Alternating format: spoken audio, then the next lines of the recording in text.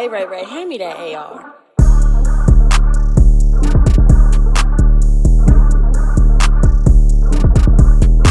You are now listening to Off the Rip. What's good, y'all? I got Off the Rip here, man. I'm here with an LA legend.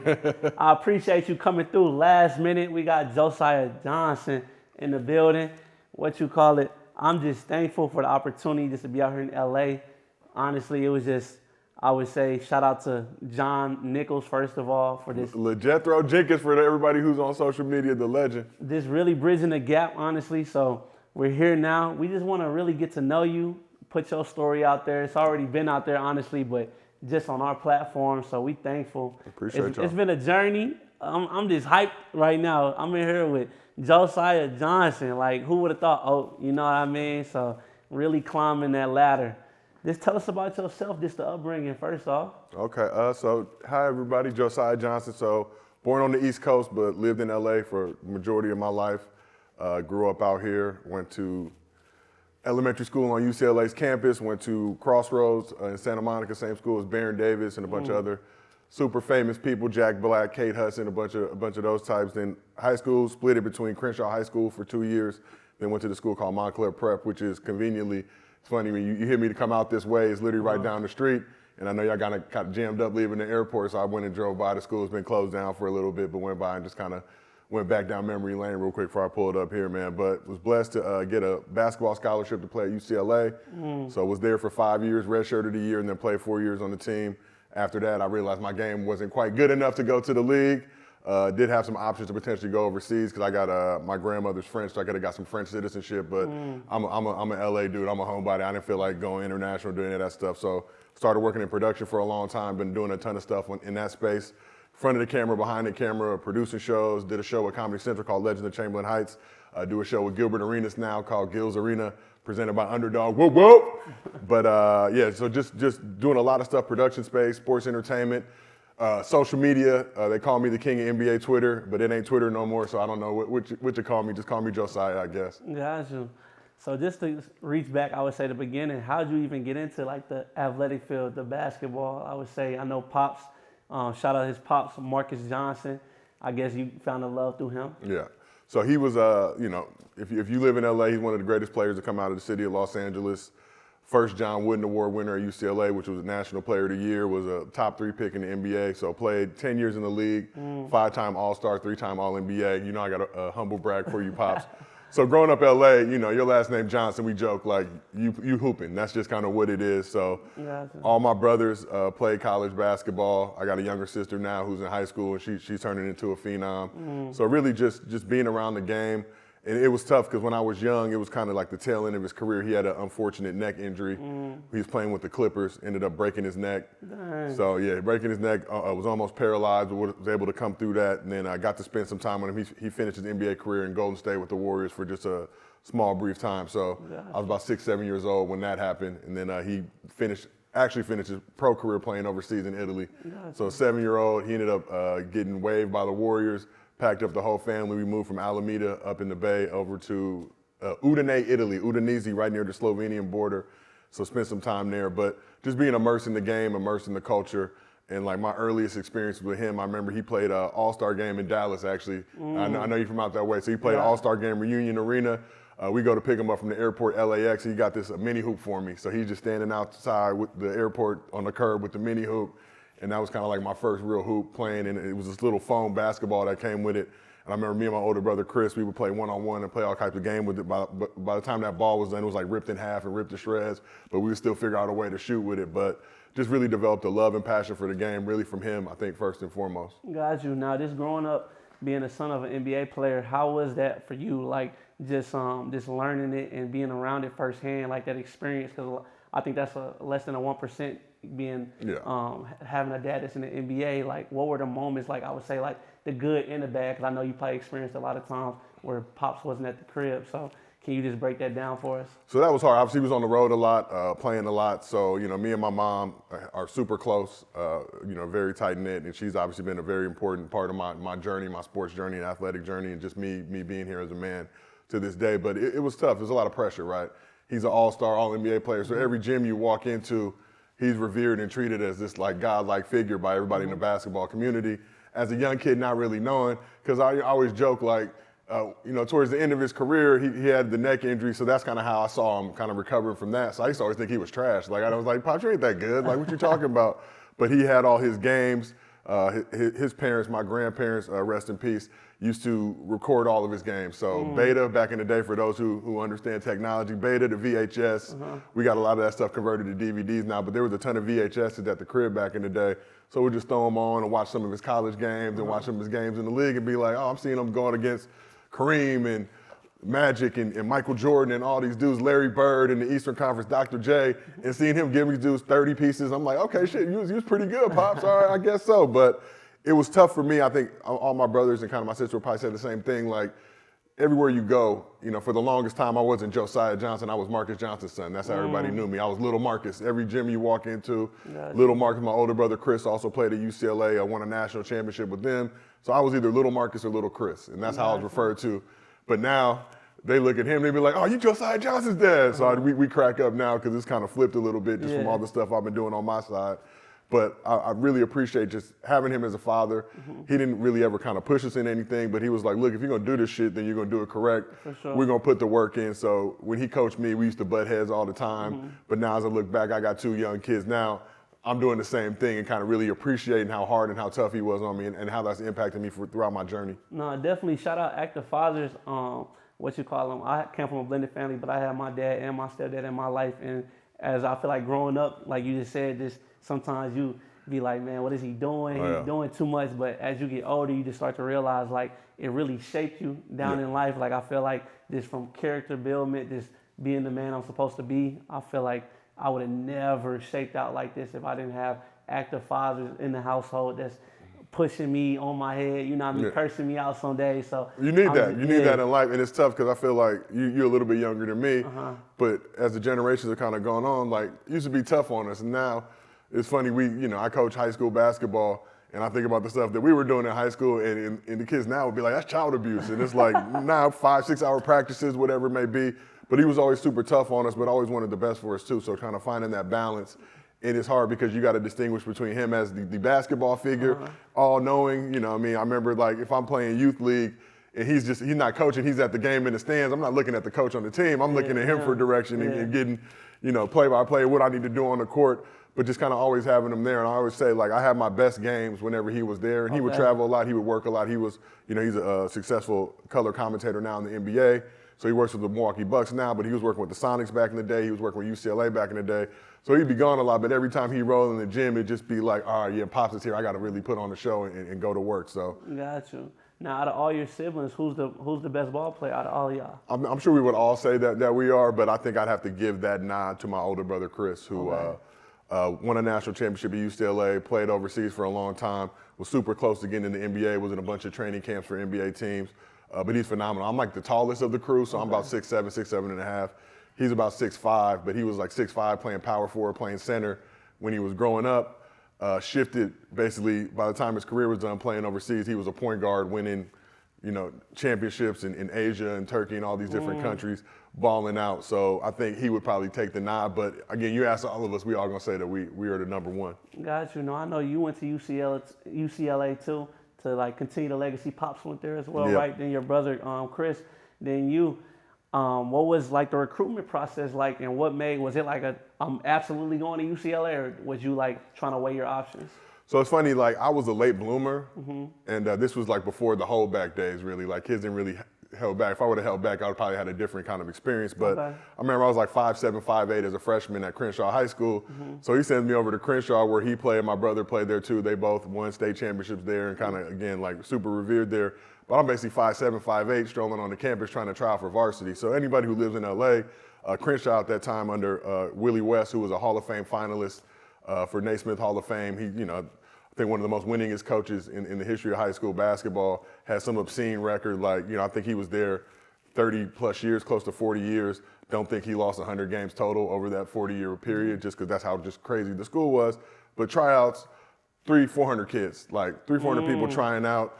In LA is Crenshaw like High School. Crenshaw High School. Everybody in LA, Crenshaw High is the shit. So 400 kids trying out. I'm about 5'7", going up against these 6'5", 6'7" grown men, beards and mustache. I ain't even got hair on my armpits yet. So it was a little bit of a struggle for me. So I was at Crenshaw for my first 2 years and doing solid, but then ended up transferring to a school out here called Montclair Prep in the San Fernando Valley, smaller school. And it's funny, me and my older brother Chris went to Montclair Prep for 9th and 10th grade, then transferred to Crenshaw, ended up becoming City Player of the Year, winning 2 state championships there. I started at Crenshaw, finished at Montclair Prep. So in between my sophomore and junior year, I grew like 4 or 5 inches. So I went from basically like 5'10", 5'11" sophomore to like 6'3", 6'4" junior. And then in between those 2 years, junior and senior, grew another 4 inches. So I was a super late bloomer. So I wasn't getting like heavily recruited out of high school, but then UCLA kind of came on late in the game. I really started to ball out, do my own thing. But to be real, I was thinking I wanted to get out of LA. I wanted to go somewhere else where I just kind of could escape, not necessarily the pressure, but just the name and kind of make my own name somewhere. But then UCLA came calling, offered me a scholarship. I'm like, shit, bro, I ain't going nowhere. I'm staying, keep my ass right here in LA. I don't have no reason to leave. I'm 15 minutes from the crib. My family can come to all the games, and I don't regret the decision at all. But I was looking at Xavier out in Ohio. Okay. They were recruiting me. Coach Skip Prosser, rest in peace to Skip Prosser, but he kind of came on late in the game, started recruiting me. So I'm like, shit, I'm about to go to Xavier. Didn't know anything about it, but I'm like, yeah, I can just get out of LA, really focus on my game, go play out that way. And he was just a super cool dude. But ended up Steve Lavin over at UCLA, came on late in the game, took my recruiting trip to UCLA right away. He's like, so what you gonna do? I'm like, shit, I'm coming. What you mean what I'm gonna do? I'm coming, right?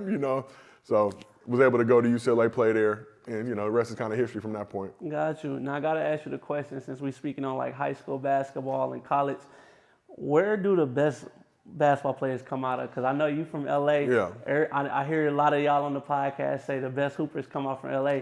I feel like sometimes St. Louis small, but Midwest got a lot of killers. Yes. What's the difference between LA hoopers and everybody else in the country? So here's the thing, man. You hear all this. You got like Dallas, Houston, New York. Obviously, think they got the best hoopers. Florida thinks they got the best hoopers. Chicago, St. Louis. Y'all know it's LA. Seattle too. Got to give love to Seattle. They had a crew. But Seattle was a lot of transplants from LA that moved there like 70s and 80s. So they have LA connections. So you talk about people like Jamal Crawford, who went to Dorsey High School out here in LA before obviously becoming a baller out that way, and just all the players that they got. But y'all know it's LA, man. We don't have to argue. And the problem is that LA has a reputation of being soft, right? Because we grew up in nice weather. We're the place that everybody wants to be, but we're just the best hoopers. We're all conditions, indoor, outdoor. Venice Beach, we can go to UCLA, play in the men's gym with the pro runs. But I think LA, when you look at the numbers, we're always up there in terms of most players in the league, always, and best looking too. Best looking jumpers. But I got to give it up to St. Louis too. Tatum, Bradley Beal. They got a nice crew of guys that came out of that way, but they seem like they all came out of Chaminade, right? There's like, is there other schools in St. Louis producing NBA talent? No, definitely. Like Larry Hughes came out of SLU. Shout out Larry Hughes. Larry Hughes with the CBC, so you got him. Definitely got some other balls like Tyler Cook came out of Chaminade. Chaminade do got all Chaminade got all the ballers. Shout out my guy Trevor Trout too out of Chaminade on the football side. Man, Chaminade, man, it wasn't fair because Chaminade, St. Louis, I don't know how they do it in LA, but you got to go through public schools and private schools play each other to go to state. And let's be real, Chaminade with the Tatum squad, he had them all 5 starting lineup all NBA. Let's be real, like you wasn't messing with them guys like Tatum. I don't know if anybody, him and Brad, I'm biased because I grew up watching Brad and Tatum a year older than me. But like Brad Beal, I feel like he like the king of STL. Where shout out to Bradley Beal, man. I got a ton of love for Bradley Beal, man. Got to interview him with Gil and the stuff we do on our show.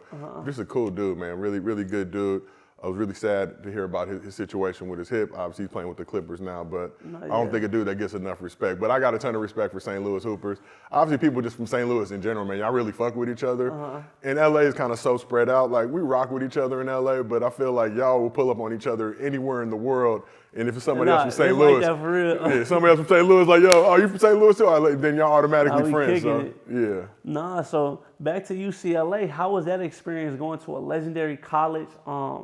I would say everybody, I feel like, across the whole country, not even the country, but the world. Yeah. I would say, like, it's always in a bunch of movies and stuff, UCLA. How was it like to go to that school? It was cracking, but probably a little too cracking. For me, I probably didn't focus enough on basketball and kind of got caught up in the extracurricular activities. But it's LA just in general. So you talk about those days. I was at UCLA from 2000 to 05.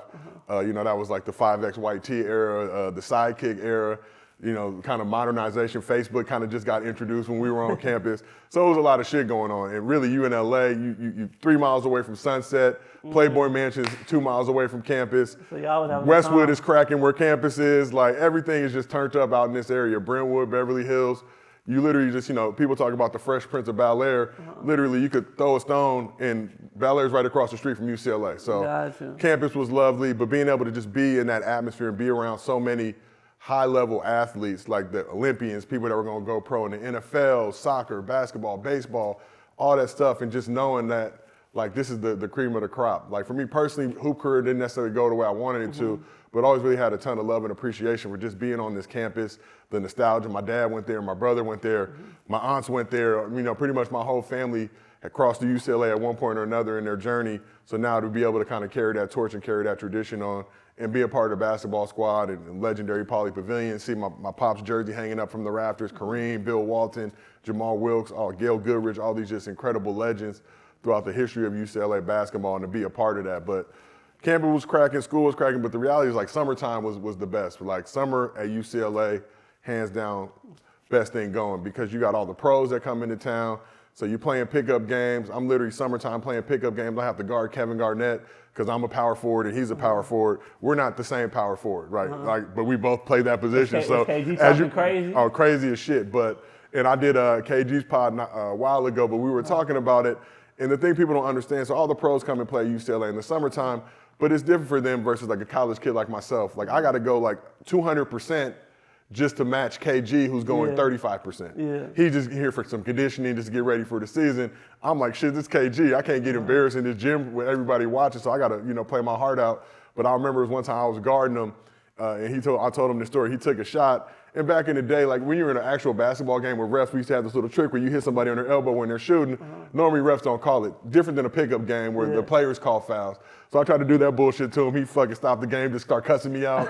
Like, motherfucker, don't ever do no shit like that. I'm just like, oh, damn, my bad, KG. But it's funny, playing the game against him, my thing with those pickup games is like, all right, I'm not gonna really get the ball here, so I gotta really create scoring opportunities for myself. Yeah. So I gotta just rebound, work as hard as I can on both sides of the ball to even get an opportunity to take a shot. So I remember I was rebounding my ass off against KG, but getting a bunch of offensive rebounds, keeping my team in the game. And after the game, he's like, yeah, man, he a glass eater right there. This nigga right here, a glass eater. Which means I was just, rebounding off the glass. I'm like, damn, KG gave me a compliment. So I'll never forget him saying that. I appreciate you, KG. So that UCLA squad, how was that team? Any significant players you got to play with, and the coach and everything? Yeah. Speak on that. So I was there. Steve Lavin recruited me. We had a really good crew. Matt Barnes was teammates with him. Earl Watson. Okay. Earl Watson was my OG, our vet. He was a senior. So Earl was a freshman when my older brother was a senior. Okay. I was a freshman when Earl was a senior. So Earl kind of took me under his wing, showed me the game. But to this day, I'll tell people Earl Watson the best leader that I've ever seen. The way he led that team as a point guard, but just on the court, off the court. He didn't really turn up at that point in his life. He was a super square, like all just committed to basketball, but would always look out for the young fellas, wasn't ever on no bullshit, and really kind of took us all under his wing and showed us the college experience and how to, for me, not necessarily, but all the other guys, how to be pros and what it really took to get there. So Earl, Matt Barnes, Dan Gadzarich, who we called him Dan Gadzarich when I was at UCLA, but Dan Gadzarich, played with him, played with Trevor Ariza. And then by the time I finished, because I redshirted a year, I was there 5 years. So the freshman coming in my last year there was Aaron Aflalo, Jordan Farmar. You played with some killers. Yeah, Josh Shipp, the legend, Lorenzo Mata, LA legend, LA staple, shout out Lo Mata.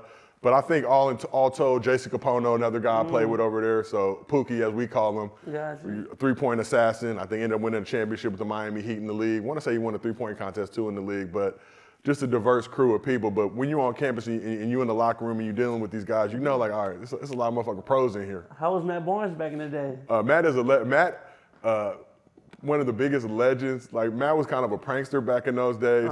Extremely mature now, but Matt back in the day, like Matt's story just kind of coming in, didn't really play that much early in his career, then fucking just went crazy his junior and senior year, really played himself into the league, but worked so hard. But as hard as he worked on the court, that's how much he used to fuck around off the court and mess with us. So he was kind of that guy that, would prank you or do stuff like that. But also, again, a dude who, took you under his wing as well. But Gotcha. I'm going to be tough on y'all because y'all young, but I'm also going to make sure nobody else fuck with y'all. So Seem you're like, on campus. seem like a loyal dude. When you're a hooper, like a lot of y'all know, and no disrespect to football players or other sports, when you're a hooper, you're good looking, everybody can see your face, they know who you are. So that creates a lot of bitterness and jealousy amongst the other sports. Yeah. Football dudes, we all get along now, but we're showing up to the party.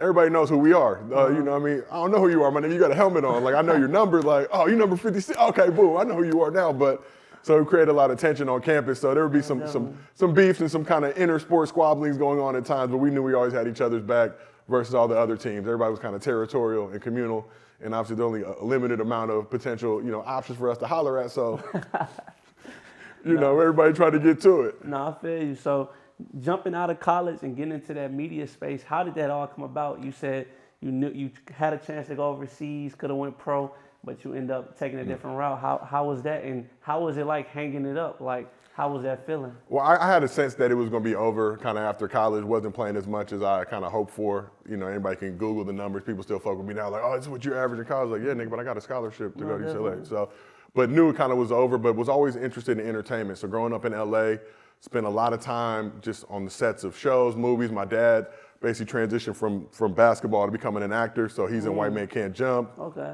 All these other movies.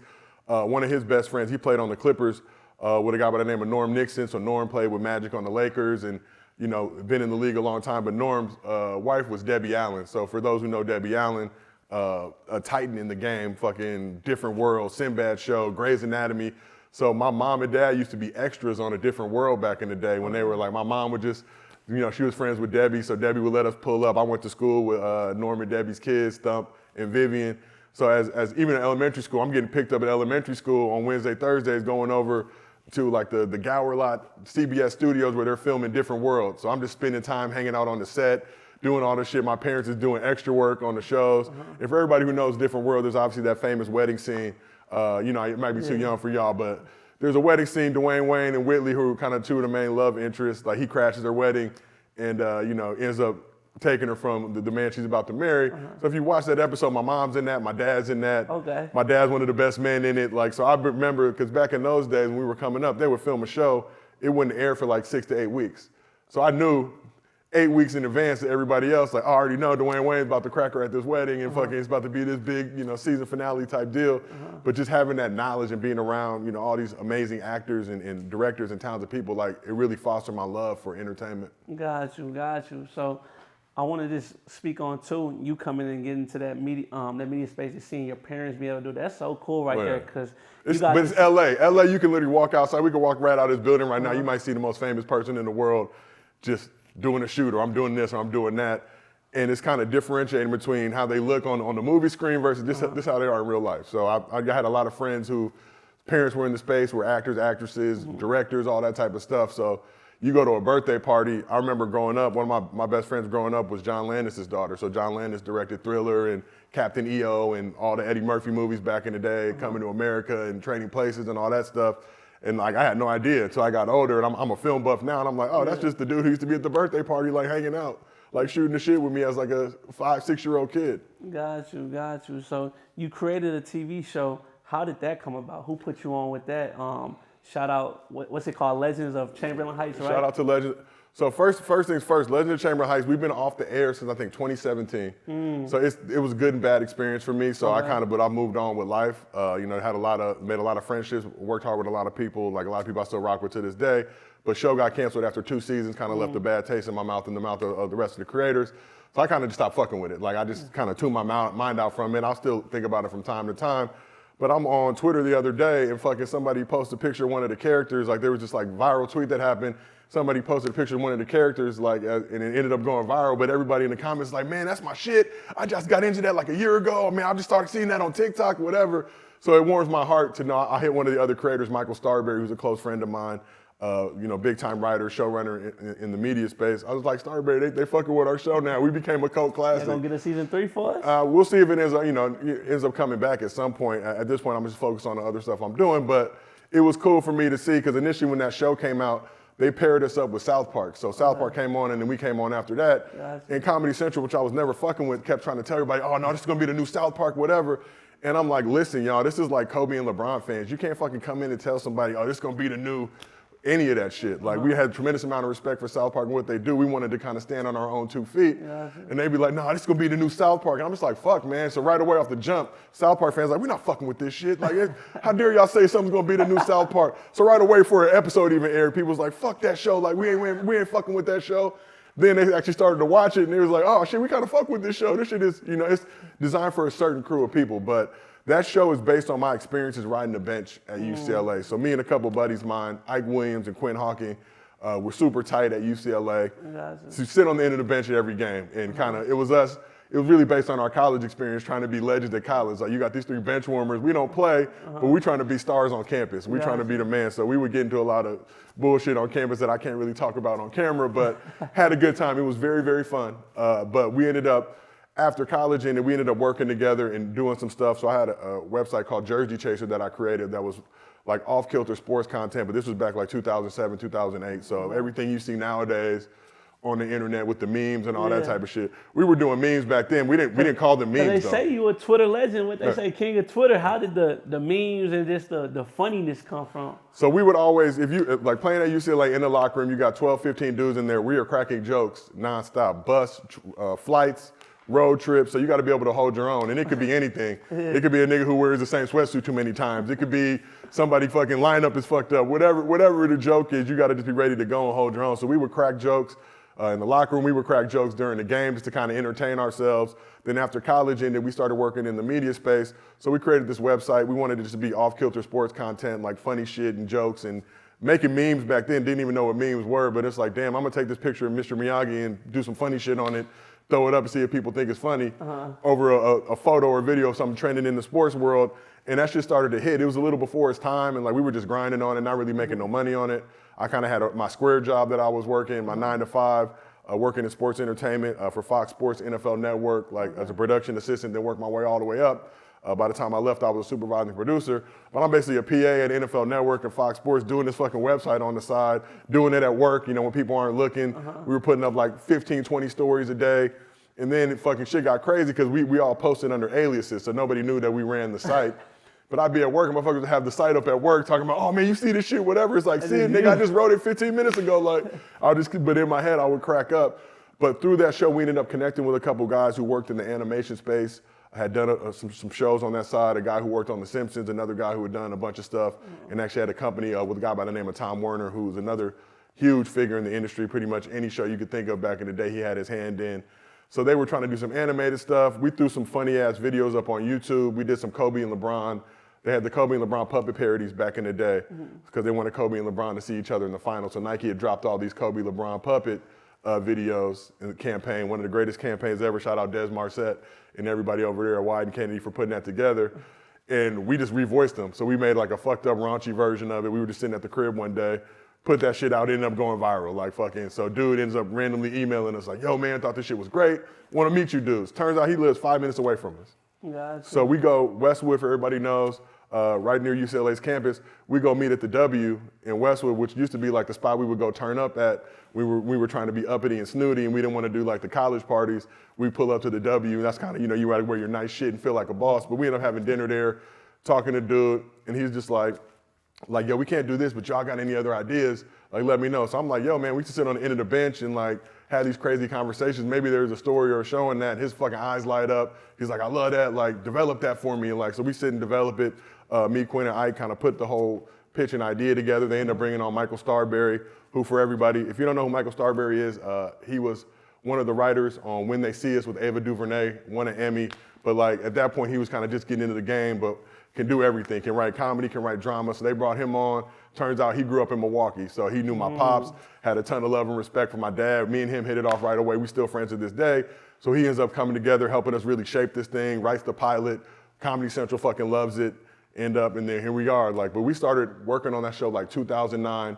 Show didn't hit the air till 2016. And you came out of college, and so that's almost a 10-year gap. You came out of college in 05, 06? So 05, I was doing a bunch of square, like, sports media shit, just kind of, like, slaving away as a production assistant, associate producer. Trying to climb that ladder. Trying to climb the ladder, but working on a bunch of different stuff. Getting to do cool shit, like go to Super Bowls with the NFL Network and stuff like that. But making, like, 30 grand a year. Yeah. Some like, I'm just like, I can barely live on this shit, but Gotcha. learning the You game. gotta put that work in Yeah, to get but to all it. that shit helped me to where I am now.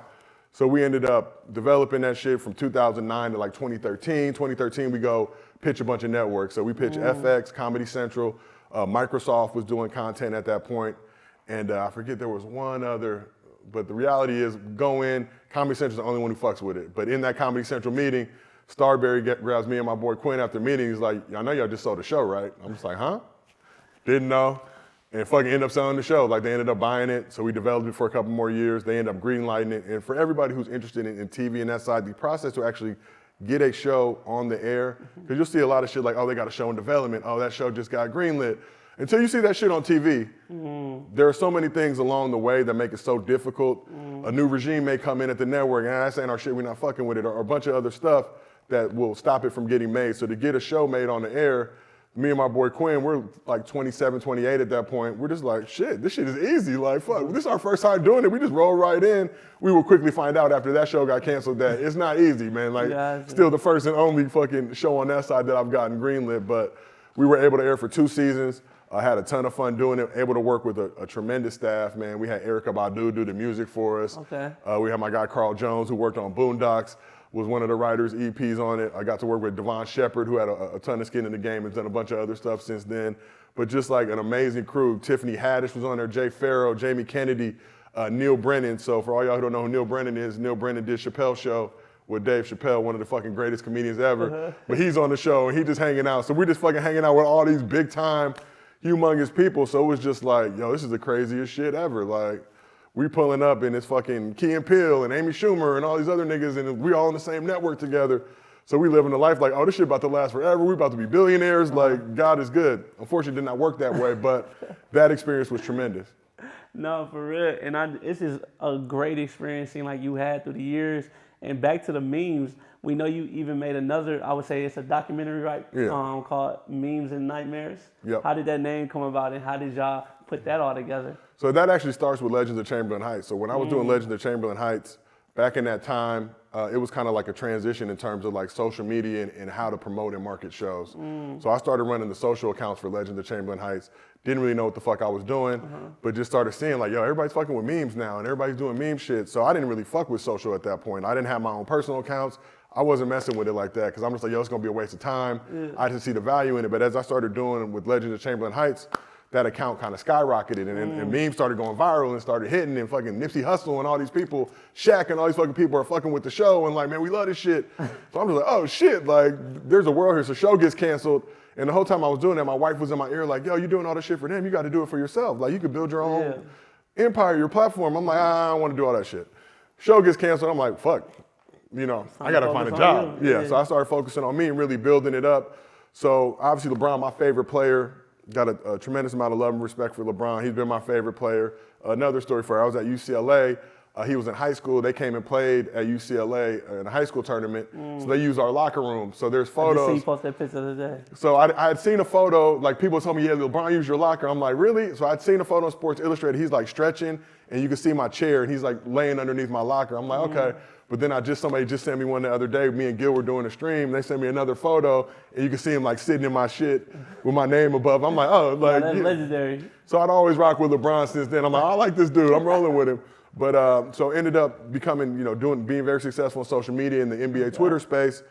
He randomly this was I want to say even shit during the pandemic. He randomly quote tweeted one of my tweets.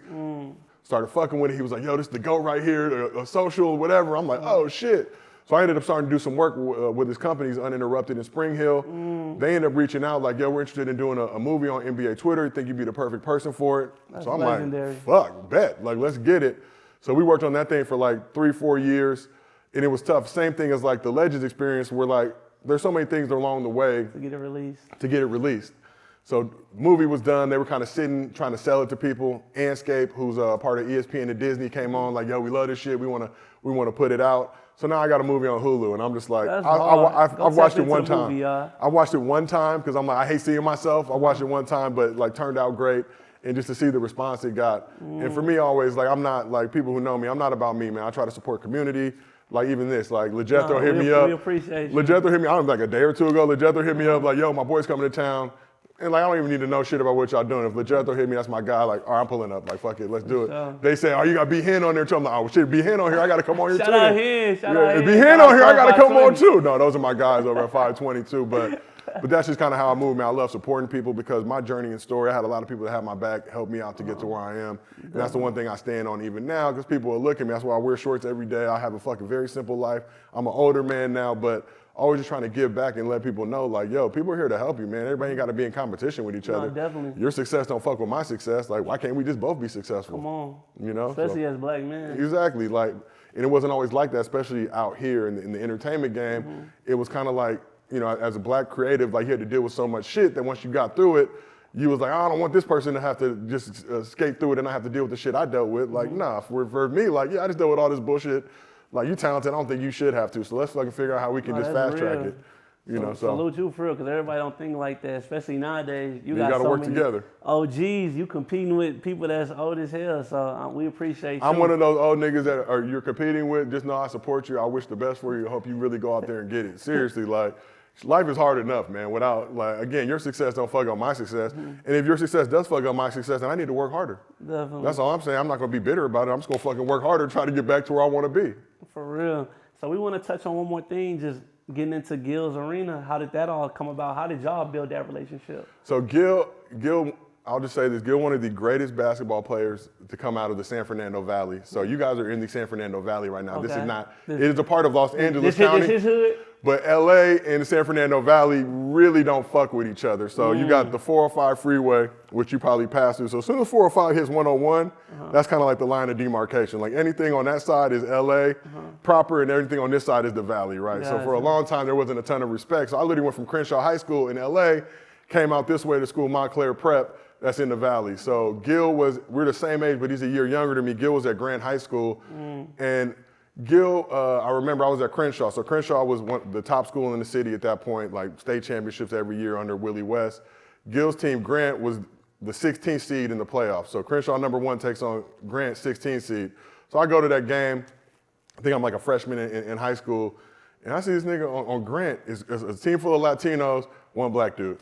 I see the black dude, Crenshaw was famous for having this press, full court press called Rover. They would literally put up 130 points on teams.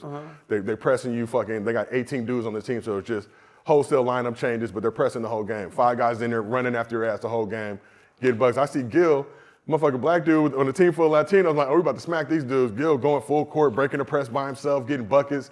I think he had like 40 and 3/4 and ended up like hurting his shoulder or his ankle or some what shit. grade was he in? He was probably 10th, if I'm not mistaken. For real? 10th or 11th, but I'm just like, who the fuck is this dude? And it's like Gilbert, like who the fuck is Gilbert Arenas? But end up going to school in the Valley out here. So back in those days, the newspapers were the shit, right? LA Times, and then we have the Daily News out here. So if you were in high school, they kept all the high school scores, top scores, all that type of shit. So I go get the papers after every game, like, cause I'm usually one of the high scorers in there. Every night this nigga Gil played, I might have my 30. I'm like, oh, I'm feeling good. I had 39. Ain't nobody fucking with that. Gil 55 and 7. Like, it was just like, God damn, nigga, like, whatever. But then watch Gil go to Arizona and kind of do all that stuff in the league. So always been a fan. We had mutual friends, but we didn't really know each other like that. So fast forward, like 2016, 17, I ended up moving to the Valley.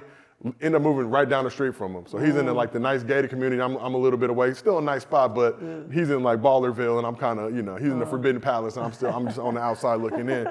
But during the pandemic, I started kind of losing my mind a little bit, struggling on the entertainment side to kind of find work. After George Floyd passed away, we had what I call the George Floyd General Meeting. So a lot of white people in the industry felt bad about George Floyd, so they were trying to find any black person they could to have meetings. Like, hey, we want to meet with you. We want to support you, whatever. It's like nothing came of those meetings. So you do about 15 of them. It's like, all right, nigga, damn, am I your only black person that you know in this industry?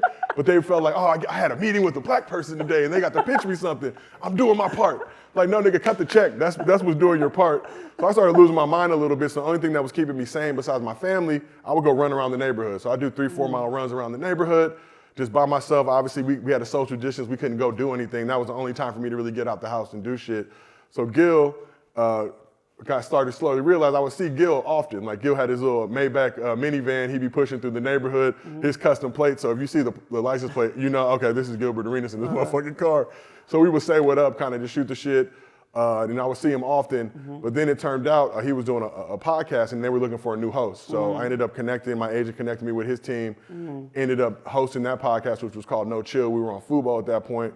Me and him just hit it off like, got super cool. So now we've been working together, I think, over 4 years now. We just reached our 4-year anniversary of rocking with each other. Okay. But I think Gil appreciates me because I'm kind of like the yin to his yang. Like, I got a producer background, so all that shit I did growing up, working at Fox Sports, NFL Network, doing Jersey Chaser, doing Legends, doing fucking all these other stuff that I've done. I've worked with Ava on a few projects. I did a Colin Kaepernick show with her and my guy Michael Starberry. So doing all that stuff has kind of made me understand both sides of it, how to write, create, produce, but also, all right, from a social standpoint, how are we gonna take this shit and get it out to the people and make them fuck with it, right? So we might have this great product, but if you can't promote it on social media and people are not rocking with it, and social media goes the way the wind blows. So you can have some hot shit, but if you can't put it on social right, niggas will pack you up and throw your shit away and forget about you.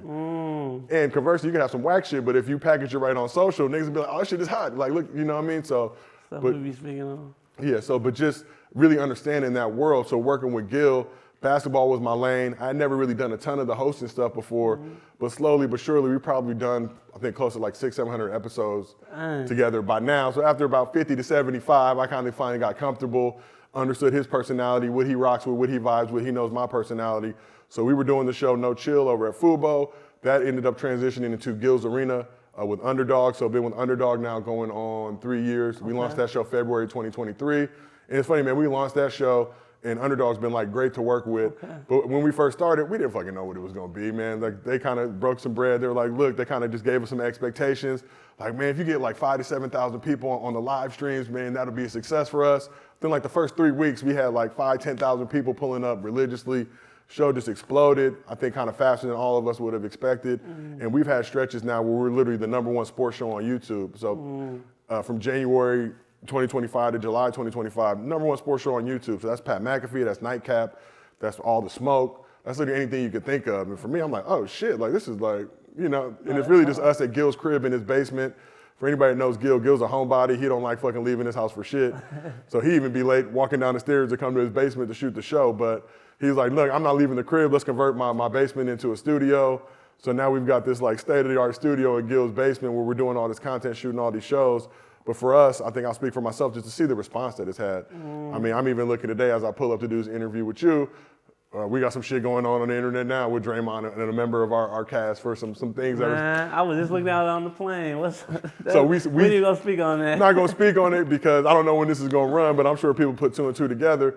But I go to like Summer League every year now, and I'll be at Summer League, and it's people I never met before in my life that are in the league, like, yo, man, we fuck with the show. And I'm just like, oh shit, nigga, I fuck with you. Like you a superstar in the league. I didn't know you was watching our shit. But just to say that, see the impact it's had on the basketball community and sports culture in general, man, it's been like super phenomenal and really exciting for us. So we're excited for where it's going, and we're excited for where we're gonna take it. No, definitely. I just want to ask too, about to wrap it up. What's some game? I would say just some life advice, some podcast advice, just anything you got for the people that they can take home. I think the main thing is you got to believe in yourself always, right? Like, the shit's not going to be easy. And something I tell a lot of people getting into this space, nobody's going to give a fuck if you quit. So you're going to feel bad. Oh, you're going to tell your friends and family, they'll give you the sympathy pat on the back. Like, nobody gives a fuck, man. Work hard. Like, shit, this shit's not going to be easy. It's steps and process. You got to set goals for yourself, set benchmarks. Say, I want to get to here by this point. Once you get there, all right, get some new goals, get some new dreams. You got to keep going and going and going. From where I started from 10, 15 years ago when I started getting into this shit to where I'm now, I wouldn't have expected it. But now it's like, I don't think I'm the same person. I act the same way. Like, I'll never be too sweet or whatever for anybody. But I'm not the same person 15 years ago that I am now because I've been so hardened by game and experience and just the ups and the downs. So this shit's not gonna be easy. It's not, a lot of times not gonna be fun, right? Like, you have to work when you don't feel like working. No, definitely. Anybody can grind. Oh, I feel like grinding today, I'm grinding. It's like the days you don't feel like doing shit, all right, I gotta get out of bed and fucking really make this happen. But really just kind of build your network. Always be good to people because, you want to, when people speak about you in rooms that you're not in, you want them to speak about you positively, right? Because that can fuck up, especially in this industry, any of these spaces, that can fuck you up more than anything. Somebody, I don't fuck with that nigga, he an asshole. Like, damn, I'm not even here to like defend myself. Not to say, I like to say for like 90% of people fuck with me, 10% don't. And those 10%, I don't fuck with them either, so it's like, shit. It's mutual. Yeah, so 90-10, if you can keep it at that ratio or even better than that, everybody not gonna like you, everybody not gonna hate you. So really build that support, But at the end of the day, it's going to be on you to do the work, right? Nobody want to hear excuses. Nobody want to hear why you couldn't deliver. Like, if you're a producer, that means you got to produce, right? Nobody wants you to walk in and be like, oh, man, it was cold outside, so I couldn't get the job done. For sure. I want to hear that shit. Like, fucking get it done, like, however you got to. But also, like, set goals for yourself. Once you check the boxes on goals, you set new goals. Don't ever get complacent. Like, I wake up every morning looking for something to be mad at to keep me motivated. And that could be somebody on Twitter saying I suck or whatever. It's like, all right, nigga, I'm gonna show you fucking I don't suck. Like, I'm gonna show you how hard I'm gonna work. But I kind of have to seek that out to keep me motivated and grinding. Because I've had a world where I've been poor and fucking, couldn't pay rent and fucking was eating top ramen. I had a world where now I'm fucking traveling first class and doing VIP shit. I'd much rather do that than the other side. So as much as I can do every single day, I wake up every day like, fuck, I don't ever want to go back to that shit. So let me grind and just figure out how I'm gonna do it. But really just believe in yourself. Like even what y'all got going on right now. Like my boy Jethro hit me, said pull up. Shout out John Nichols, man. Shout out, yeah. I don't know. I told him like, I can't call no grown man Jethro, but I like the name so much.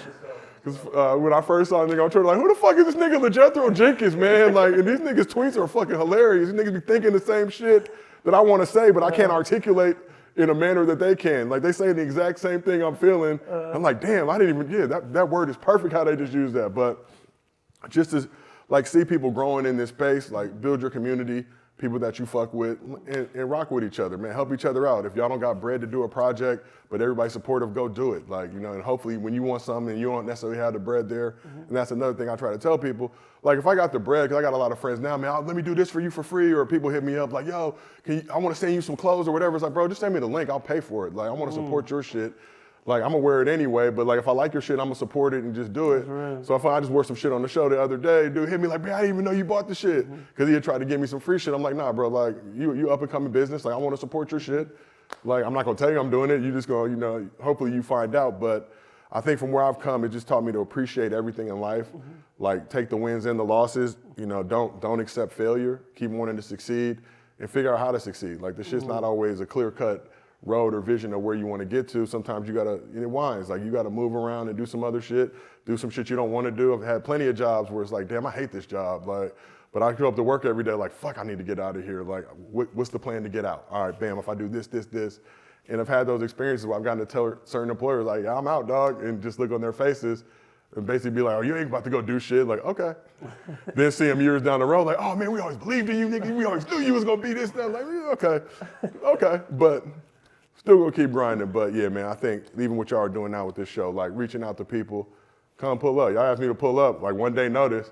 It's like, shit, it worked in the schedule. Like, I'll come do it. I'll hit y'all like, how long you gonna be out here for? You like, shit, a day. I'm like, all right, I'll make it work, like, and get it going. But appreciate you having me on here. No, we appreciate you, what you calling. We forever grateful. Once again, shout out John Nichols for just reaching out for us on our behalf. It's some St. Louis shit. I tell you, St. Louis niggas, for some reason, we're not like that here. Like, I fuck with people, but, if I'm somewhere else, somebody hit me, it's not like, oh, it's LA nigga, I gotta put, like, no, nigga, I'm tired, I'm fucking sleeping, but y'all rock with each other so tough that it makes me really appreciate and respect that. Like, I feel the same way about my people in the Bay. I can go back to the Bay at any point over the last 20 years, it's gonna be the same niggas at the same spot, still fucking with each other, still hanging tough, and like, that shit for me means something. LA is so big, like, I'm in Woodland Hills now. Nigga over on the west side hit me like, dog, you're just an hour traffic, man. Like, we can just Zoom or FaceTime. We can't, like, the pull-up is gonna be tough, but just to see the way y'all rock with each other, I really appreciate. No, that's for real. What you calling? We appreciate you. Thank you. Shout out Josiah Johnson. Off the rip, we out, baby. Off the rip.